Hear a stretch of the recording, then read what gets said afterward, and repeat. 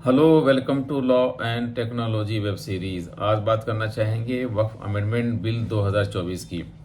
इसके पहले हमने दो वीडियो बनाई थी। एक का फोकस था वक्फ का बैकग्राउंड क्या है, उसकी हिस्ट्री क्या है और उसका इस्लामी पर्सपेक्टिव क्या है।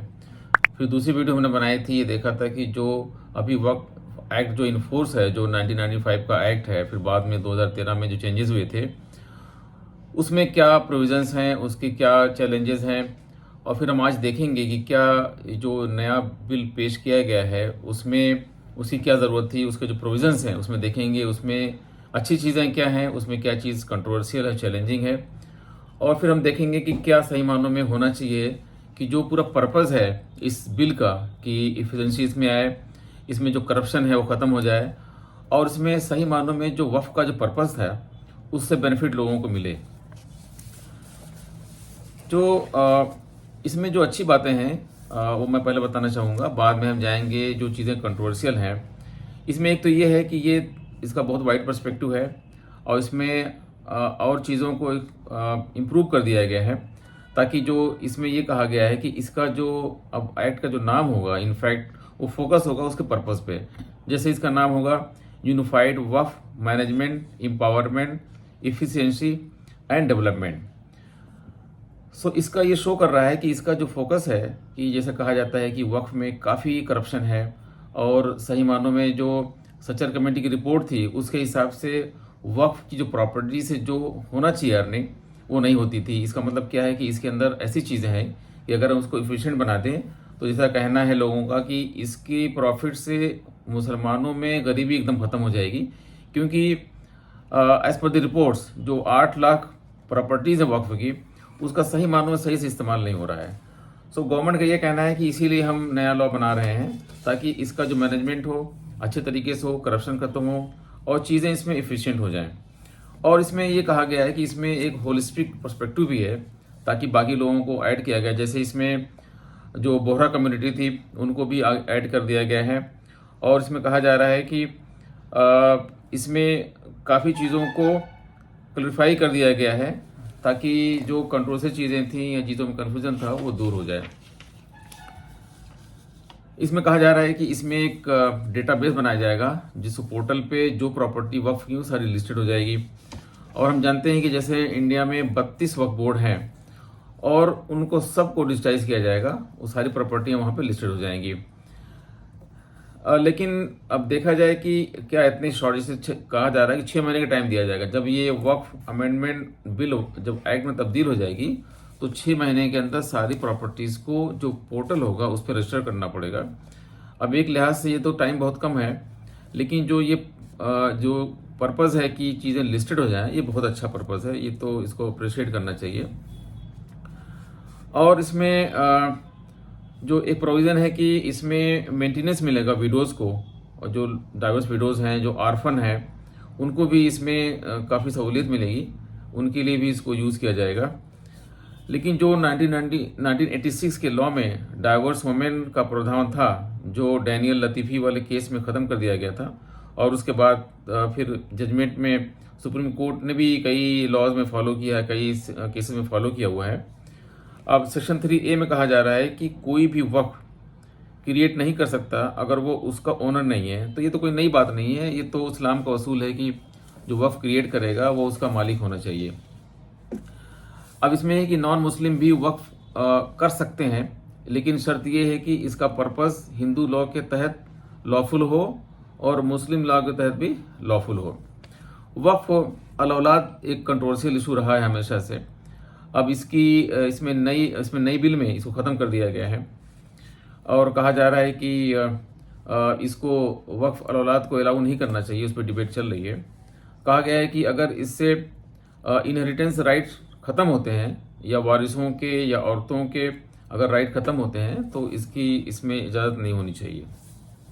It seems that the government की औरतों के प्रति जो इनहेरिटेंस के राइट देने की एक अच्छी मंशा है, इसको हमें अप्रिशिएट करना चाहिए। लेकिन क्वेश्चन ये है कि जहां हिंदू सक्सेशन एक्ट में हिंदू जो के पास जो अनलिमिटेड राइट है कि अपने उनके पास पावर है टेस्टामेंटरी सक्सेशन का कि अपने चाहें तो पूरे राइट्स किसी एक लड़के को दे सकते हैं, लड़की को उसमें नकार सकते हैं, ये देखा जाए तो एक लिहाज से ये सही चीज़ नहीं है। अब उसमें क्योंकि इसमें तो देखा जाए तो एक तरह से जो लेडीज़ का वायलेशन हुआ है, यही प्रावधान उत्तराखंड का जो यूनिफॉर्म सिविल कोड बनाया गया है वहाँ भी ये है कि जो अगर कोई प्रॉपर्टी होल्डर चाहे, हिंदू प्रॉपर्टी होल्डर, तो चाहे पूरी प्रॉपर्टी अपने बेटे को दे दे और बेटी को ना दे। क्या हम ये चेंज करना चाहेंगे? अगर ये चेंज हो रहा है इस तरह से, तो मेरे ख्याल से इसमें इससे हो सकता है कि जो लेडीज़ डिप्राइव हो सकती हैं प्रॉपर्टीज से। अब अगर ऐसा हो रहा है तो इसमें मेरे ख्याल से इसको रिव्यू करना चाहिए, ताकि अगर कोई चांस ही बन रहा है, जैसे गवर्नमेंट काफ़ी फोकस कर रही है लेडीज़ के राइट्स में, तो इसमें जो चांस बन रहा है कि सारी प्रॉपर्टी अगर जेंट्स को दे दिया जाए या लड़के को दे दिया जाए, तो इसमें मेरे ख्याल से दोबारा से इसको रिव्यू करना चाहिए। फिर कहा गया कि जितनी वक्त प्रॉपर्टियां हैं सबको रजिस्टर होना पोर्टल पे, वो 6 महीने के अंदर से बताया मैंने कि ये चीज़ वो चैलेंजिंग है। और इसमें जैसे कहा जा रहा है कि जो टेक्निकल इशूज आते हैं उसके हिसाब से इसमें कम से कम 5 से 6 साल का टाइम देना चाहिए, ताकि सारी प्रॉपर्टी के डॉक्यूमेंट वगैरह अच्छी तरीके से पोर्टल पे लिस्ट हो जाएं। फिर आने वाले दिनों में इसके लिए काफ़ी आसानी हो जाएगी। 1995 एक्ट के में था कि सर्वे कमीशन होते थे जो वक्त प्रॉपर्टी को सर्वे करते थे, इंक्वायरी करते थे और फिर वक्त बोर्ड को इसकी रिपोर्ट सबमिट करते थे। अब इसमें कहा जा रहा है कि ये चीज़ को ख़त्म किया जा रहा है कि इसमें सर्वे कमीशन नहीं होगा, जबकि सर्वे कमीशन जो राज्य सरकार ही अपॉइंट करती थी उसमें पूरा गवर्नमेंट का कंट्रोल था। अब सर्वे जो डिस्ट्रिक्ट कलेक्टर किया करेंगे, जबकि डिस्ट्रिक्ट कलेक्टर भी सरकार ही नियुक्त करती है, तो उन पे पूरा कंट्रोल सरकार का ही होता है। एक प्रावधान है कि 1995 के एक्ट में जो ट्रिब्यूनल का डिसीजन वो फाइनल होता था। अब कहा जा रहा है कि फिर भी उसमें ये भी था कि हाई कोर्ट में सो मोटो उसमें एक्शन ले सकती थी, या उसमें वक्फ बोर्ड या दो अग्रीड पार्टी कोर्ट में जा सकती थी, जो एक्सेप्शनल केस था। अब इसमें कहा जा रहा है कि बार बार कहा जा रहा है कि अब ट्रिब्यूनल का डिसीजन फाइनल नहीं होगा और मोस्ट ऑफ द केसेस में अब हाई कोर्ट में जाना पड़ेगा। तो एक तरह से देखा जाए कि इसमें चीज़ें काफ़ी ज़्यादा रिग्रेस होंगी, काफ़ी टाइम किल होगा और पार्टीज़ को मौका मिलेगा चीज़ों को बहुत डिले करने के लिए। तो एक लिहाज से ये इस पर काफ़ी रिव्यू करने की ज़रूरत है। अब इसमें ये देखना है कि कोई भी लॉ अगर बनता है तो उसमें ये देखना बहुत ज़रूरी होता है कि नए लॉ पुराने लॉ को कहीं कॉन्ट्राडिक्ट न कर दे।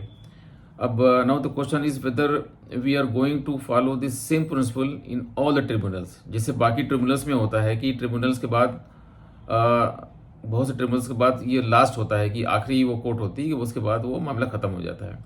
तो अगर ये हम वक्फ में अलाउ कर रही है गवर्नमेंट की, अगर वक्फ बोर्ड में जो ट्रिब्यूनल होगा उस ट्रिब्यूनल के बाद हर केस में अगर जाना है आगे, तो क्या सारे जो ट्रिब्यूनल इंडिया में हैं क्या सारे में ऐसा प्रोविजन होगा? तो इसमें देखने की ज़रूरत है ताकि इसमें कॉन्फ्लिक्ट ना आने पाए। कहा जा रहा है कि सेंट्रल वक्फ काउंसिल में जो चेंज हो रहा है कि इसमें अब लेडीज़ होंगी, तो ये तो पहले से भी 1995 के एक्ट के बाद फिर जो 13 वाले एक्ट में ये प्रोविज़न आ गया था कि इसमें लेडीज़ भी होंगी। तो ये कोई नई बात नहीं है, क्योंकि पहले से शर्त थी कि इसमें 2 औरतें बन सकती थीं और अभी नए वाले एक्ट में ही बन सकती हैं, तो इसमें कोई इशू नहीं है। अब लेकिन यह है कि इस वाले में जो प्रपोज बिल है इसमें स्पेसिफिक प्रोविज़न आ गया है कि लेडीज़ रहेंगी, तो ये अच्छी बात है कि उसको और ज़्यादा उसको हाईलाइट किया गया है। अब 2 स्पेसिफिक हिंदू मेंबर भी होंगे सेंट्रल वक्फ काउंसिल में। मेरे ख्याल से इतना बड़ा कोई इशू नहीं है जितना इसको बताया जा रहा है, कहा जा रहा है, क्योंकि इस्लामिक लॉ में जो मुतवल्ली है वो भी हिंदू हो सकता है। तो अगर हिंदू कोई मेंबर बन जाता है तो मेरे ख्याल से इसमें कोई बहुत बड़ा इशू नहीं है। स्टेट वक्फ बोर्ड में भी है कि औरतें होंगी और नॉन मुस्लिम मेंबर होंगे, तो अच्छी बात है, वहाँ भी हो सकती हैं। और इसमें भी कहा जा रहा है कि आगा खानी बोहरा भी होंगे, और इसको एक वाइडर पर्सपेक्टिव देने के लिए, क्योंकि इसमें दाऊदी बोहरा को भी ऐड किया जा रहा है, हिंदूज़ को भी ऐड किया जा रहा है और लेडीज़ भी ऐड हो रही हैं, तो जो वक्फ बोर्ड है उसका पर्सपेक्टिव काफ़ी वाइडर हो रहा है, सेंट्रल काउंसिल का वाइडर हो रहा है। तो अगर देखा जाए इसको अगर पॉजिटिव लें तो एक अच्छा होगा। अगर कोई डिसीजन होता है कि वक्फ की प्रॉपर्टी को कैसे यूज़ करना है, कैसे बिजनेस करना है, तो मेरे ख्याल से एक डाइवर्स पर्सपेक्टिव आएगा, तो इससे तो मुझे लगता है काफ़ी चीज़ें फ्रूटफुल होगी अगर हम इसको पॉजिटिव एस्पेक्ट में देखते हैं। अब इसमें आर्टिकल 25 है कि जिसमें कहा जा रहा है कि हिंदू टेम्पल में जैसे है कि जो हिंदू टेम्पल की जो कमेटीज़ होती हैं उसमें सिर्फ हिंदूज होते हैं। इवन जो आर्टिकल 25 की डिफिनीशन है कि इसमें सिख हैं, जैन हैं, बुद्धिस्ट हैं, सारे लोग हिंदू कंसिडर किए जाते हैं, लेकिन जब हिंदू इंडोमेंट का मसला आता है तो उसमें ये होता है कि सिर्फ अगर जैन की वो है तो जैन रहेंगे, या सिख में है गुरुद्वारा वगैरह में सिख रहेंगे, हिंदू टेम्पल है तो हिंदू रहेंगे। लेकिन अब ये कहा जा रहा है कि जो मेंबरशिप होगी वक्फ बोर्ड की उसमें हिंदूज वगैरह भी होंगे, तो ये थोड़ा सा मामला कंट्रोवर्शियल है, क्योंकि फिर इस तरह से फिर ये देखना पड़ेगा कि फिर वो जो पर्टिकुलर रिलीजियस इंडोमेंट्स हैं या कमेटीज़ हैं, तो ये तो फिर उन्हीं कमेटी को उन्हीं लोगों को दे दिया जाए। अदरवाइज अगर वक्फ में किया जा रहा है तो क्या हम उनको ओपन करने जा रहे हैं? क्या हिंदू कोई टेम्पल है तो मुस्लिम मेंबर रहेगा, या कोई जैन टेम्पल में अदर रिलीजन के लोग रहेंगे, या सिख में गुरुद्वारा वगैरह की जो कमेटी होती है क्या उसमें मुस्लिम भी रहेंगे? तो ये थोड़ा सा इसमें ये लग रहा है कि थोड़ा सा चीज़ ये इक्वलिटी फॉलो नहीं की जा रही है। इसको मेरे ख्याल से इसको देखना चाहिए। अभी कहा जा रहा है कि जो सीईओ होगा अंडर सेक्शन 23, 2 लोग का पैनल जो होता था मुस्लिम होते थे, और वक्फ बोर्ड उनको गवर्नमेंट को रिकमेंड करता था, गवर्नमेंट अपॉइंट करती थी। अभी कहा जा रहा है कि इसमें जो पहले डिप्टी सेक्रेटरी होते थे अब उनका लेवल जो होगा वो ज्वाइंट सेक्रेटरी होगा। सो एक लिहाज से ये देखा जाए तो अच्छी बात है, क्योंकि अब ज्वाइंट सेक्रेटरी लेवल के लोग होंगे जो सीईओ वाला काम करेंगे, जो उसका इन्वेस्टिगेशन वगैरह करेंगे प्रॉपर्टीज़ का, जो मेंटेन करेंगे प्रॉपर्टीज़ को। अब इसमें यह था कि मेंटेन करने के लिए जो वक्फ प्रॉपर्टी होती थी उसमें 90 दिन का अब नोटिस देना होगा। जब कोई प्रॉपर्टी पहले रजिस्टर होती थी तो उसमें ऐसा कोई नहीं था कि नोटिस देने का प्रावधान। अब अगर कोई प्रॉपर्टी वक्फ की रजिस्टर होगी तो नए लॉ में ये कहा जा रहा है कि रजिस्टर होने से पहले 90 दिन का नोटिस दिया जाएगा, और ये नोटिस एक नेशनल पेपर में, एक लोकल जो रीजनल लैंग्वेज होगी उस पेपर में पब्लिश होगा। तो ये अच्छी बात है, क्योंकि इसमें क्या होगा कि अगर कोई प्रॉपर्टी कंट्रोवर्शियल है और कोई रजिस्ट्रेशन हो रहा है तो लोगों को मौका मिल जाएगा उसको हाईलाइट करने के लिए, उसको रोकने के लिए। तो मेरे ख्याल से इससे ट्रांसपेरेंसी आएगी, और मुझे लगता है कि अच्छा प्रावधान है। ऑडिट के बारे में कहा जा रहा है कि इसमें सरकार सीएजी से ऑडिट करा सकती है, तो वो तो पहले भी था कि पहले वाले लॉ में भी था ये कि अगर कोई वक्फ प्रॉपर्टी है सरकार जब चाहेगी उसको सीएजी से चाहे तो ऑडिट करा सकती है। नए लॉ में इसको और फोकस किया गया, तो अच्छी बात है अगर ऑडिट होता है प्रॉपर्टी का, तो इसमें और ट्रांसपेरेंसी आएगी, और मेरे ख्याल से करप्शन कम होने का चांस ज़्यादा इसमें है। वक्त में जैसे हम जानते हैं कि काफ़ी करप्शन की बातें होती रही हैं, और काफ़ी चीज़ों में जैसे इंडिया में करप्शन काफ़ी इशू चला रहा है, और सीएजी के ऑडिट्स के बाद काफ़ी गवर्नमेंट में इश्यूज आए हैं, काफ़ी पॉलिटिकल पार्टीज़ ने काफ़ी पावर लूज़ भी किया है। तो ये तो काफ़ी इशू रहा है हमेशा से। अगर वक्फ में सीएजी ऑडिट होती है तो मेरे ख्याल से ये अच्छी बात है। मुतवल्ली बारे में कहा जा रहा है कि सेक्शन 50A में कि 21 साल से कम नहीं होना चाहिए, अनसाउंड माइंड नहीं होना चाहिए, अनडिस्चार्ज इंसॉल्वेंट नहीं होना चाहिए, उसको 2 साल की सज़ा ना हुई हो, या उसके अंदर ये इंक्रोचर ना रहा हो, या किसी ज़मीन पर कब्जा ना किया हो, तो उसको मुतवल्ली की पोजीशन के लिए अपॉइंट कर सकते हैं, या इसको तो मेरे ख्याल से ये अच्छा प्रोविज़न है, क्योंकि अगर ये इतनी क्वालिफिकेशन आ रही है तो ताकि जो मुतवल्ली लोग बनेंगे वो मेरे ख्याल से अच्छे लोग रहेंगे। अब हम देखते हैं कि इसमें जो नया बिल है उसमें और क्या क्या चीज़ें हैं कि जो काफ़ी कंट्रोवर्शियल हैं। जैसे एक है वक्फ अल औलाद। अब 3 तरह के वक्फ होते हैं, एक होता है पब्लिक वक्फ, एक होता है क्वासी पब्लिक वक्फ, एक होता है प्राइवेट वक्फ। जो पब्लिक वक्फ होता है वो किसी भी पब्लिक पर्पज़ के लिए, कोई ब्रिज बनाना है, कोई रोड बनाना है, कोई वॉशरूम बनाना है, तो जो आम लोग उसको यूज़ कर सकते हैं उसके लिए होता है। जो क्वासी पब्लिक होता है उसमें दोनों चीज़ें मिक्स होती हैं, और जो प्राइवेट वक्फ होता है वो फैमिली चैरिटी के लिए होता है।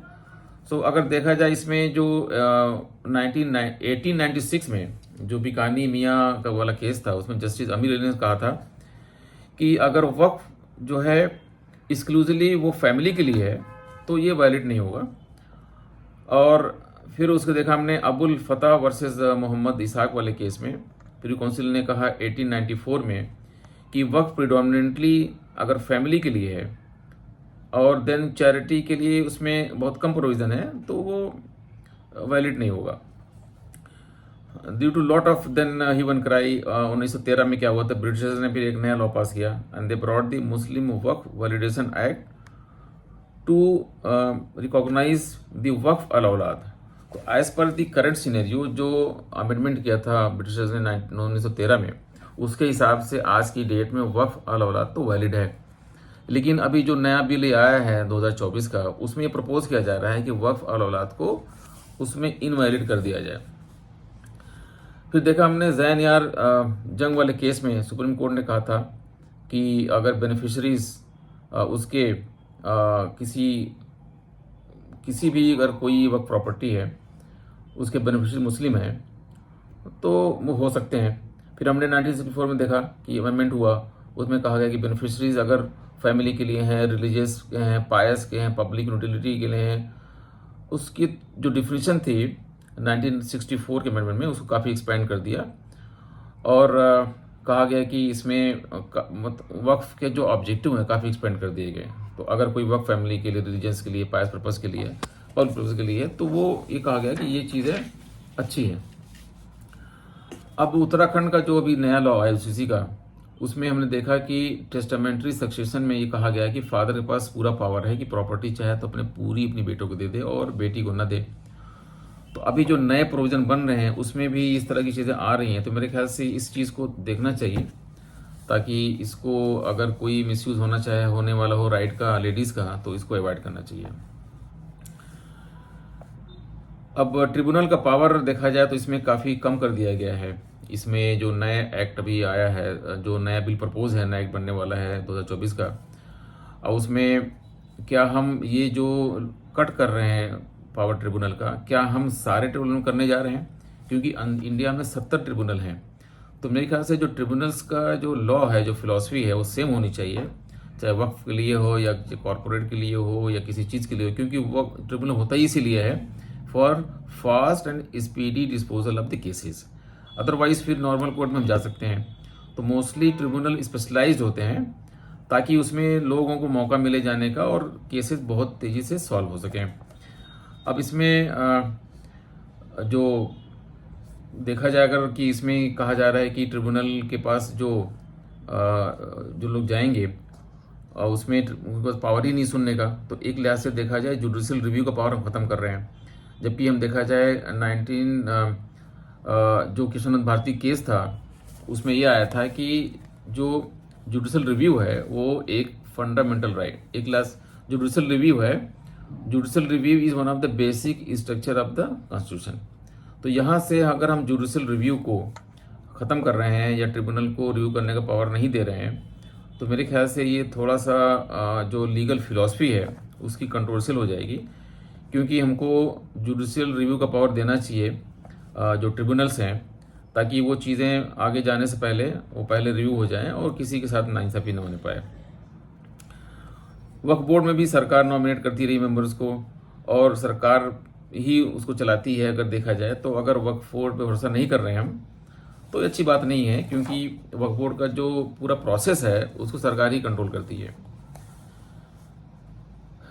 अब इसमें ये कहना कि जैसे मुतवल्ली के बारे में कहा जा रहा है कि अब ये नॉन मुस्लिम भी हो सकते हैं और जब मेंबर हो सकते हैं तो कोई बात नहीं, क्योंकि मुतवल्ली अगर नॉन मुस्लिम हो सकता है तो मेंबर भी हो सकता है। लेकिन इसमें ये देखना पड़ेगा कि इसके साथ जो ऑब्जेक्टिव्स हैं उस पर कुछ हैम्पर नहीं होना चाहिए। और इसमें जो अगर देखा जाए तो इस बिल में लगता है कि हम कलेक्टर को बहुत ज़्यादा पावर दे रहे हैं, क्योंकि पहले जो पावर वक्फ बोर्ड का था और उसमें सर्वर कमिश्नर होता था, कमिश्नर अपॉइंट होता था, वो रिपोर्ट वक्फ बोर्ड को देता था, वक्फ बोर्ड रिपोर्ट गवर्नमेंट को देता था, फिर वो पब्लिश होती थी। तो इसमें ज़्यादा पावर जो कंसंट्रेट था वक्फ बोर्ड के पास था, उसमें मोस्टली स्पेशलाइज्ड लोग भी थे जो समझते थे ऑब्जेक्टिव क्या होता है वक्फ वगैरह का। अब ये सारा पावर अब चला जा रहा है कलेक्टर के पास, और हम जानते हैं कि डिस्ट्रिक्ट कलेक्टर जो है already they are highly kind of they have lot of work to do, and उसकी वजह से क्या होता है कभी कभी काम बहुत डिले भी होता है। तो देखा जाए तो कहीं ना कहीं बहुत ज़्यादा कंसंट्रेशन हो रहा है पावर का, और हम डिस्ट्रिक्ट मजिस्ट्रेट को बहुत ज़्यादा पावर दे रहे हैं। जबकि अगर हिस्ट्री देखा जाए, पहले जो अंग्रेज़ों के ज़माने में क्या होता था, पुराने ज़माने में, कि सारा पावर कलेक्टर के पास होता था, चाहे जुडिशियल पावर है या एडमिनिस्ट्रेटिव पावर है, फिर उसको अलग किया गया, जुडिशियल पावर दिया गया जुडिशरी को और एडमिन पावर को रखा गया एडमिनिस्ट्रेशन के पास। अब इससे ये लग रहा है कि फिर हम अगर जो पावर जुडिशल रिव्यू का ट्रिब्यूनल को था या जो पावर वक्फ बोर्ड का था उसको हमने दे दिया डिस्ट्रिक्ट मजिस्ट्रेट को, तो कहीं ना कहीं एक पर्सन जो है उसके पास पावर ज़्यादा कंसंट्रेट करेगा। अब वो जुडिशल पावर भी रहेगा उसके पास, एडमिन पावर भी रहेगा उसके पास, और जैसे कहा जाता है कि power corrupts and absolute power corrupts absolutely. तो हो सकता है कि इसकी वजह से, क्योंकि चीज़ें लेट होंगी, चीज़ें डिले होंगी, क्योंकि अगर ये ऑब्जेक्टिव है वक्फ एक्ट का जो नया एक्ट आ रहा है कि पूरा पर्पज़ है इसको एफिशिएंट बनाने का, पूरा पर्पज़ है कि इसको ट्रांसपेरेंट बनाने का, तो अगर डिस्ट्रिक्ट मजिस्ट्रेट के पास इतना ज़्यादा पावर रहेगा और ऑलरेडी दे आर ओवरलोडेड, पूरा डिस्ट्रिक्ट काम होता है, तो चीज़ें डिले भी होंगी तो एफिशिएंट नहीं हो पाएंगी, और पावर का कंसंट्रेशन होगा तो करप्शन ज़्यादा बढ़ने के चांस इसमें बढ़ जाएंगे। तो मेरे ख्याल से इसको देखने की ज़रूरत है कि हमको कितना पावर देना चाहिए डिस्ट्रिक्ट मजिस्ट्रेट को। और